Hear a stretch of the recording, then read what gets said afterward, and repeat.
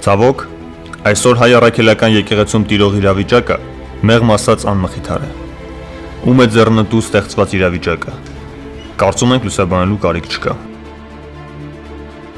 Առաքինի հոգևորականին կարգազուրկ կոչելը մեծ աղմուկ բարձրացրեց Հայաստանի,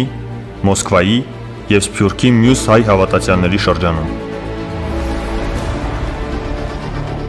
Եկեղեցին լինելով ազգային և ազգապահպան հոգևոր կառույց, մի քանի հոգևոր սպասավորների պատճառով ակամայից կորցրել է վստահությունը հավատացյալ հանրության մոտ։ Այդ են վկայում Հայաստանում ազատ գործող բազմաթիվ աղանդավորական կազմակերպություններ։ Մեր եկեղեցին ժողովրդավար է, բայց ցավոք, այսօր սա լոկ կարգախոս է, որովհետև ժողովրդի ձայնը առամարված է։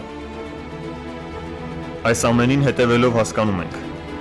հայ առաքելական եկեղեցում արմատական փոփոխություններ են պետք։ Մեզ պետք են ղևոնդ երեցներ, մեզ պետք են խրմյան հայրիկներ,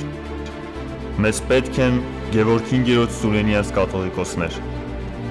մեզ պետք են Գարեգին առաջին Հովսեփյանց կաթողիկոսներ, մեզ պետք են Վազգեն առաջին կաթողիկոսներ, և ինչու չէ, մեր օրերում ծառայող արժանավոր հոգևորականներ, ինչպես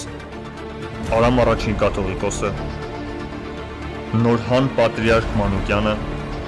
Խաժակ արքեպիսկոպոս Պարսամյանը, Պարքև արքեպիսկոպոս Մարտիրոսյանը, Նորվան արքեպիսկոպոս Զաքարյանը, Հովնան արքեպիսկոպոս Տերտերյանը,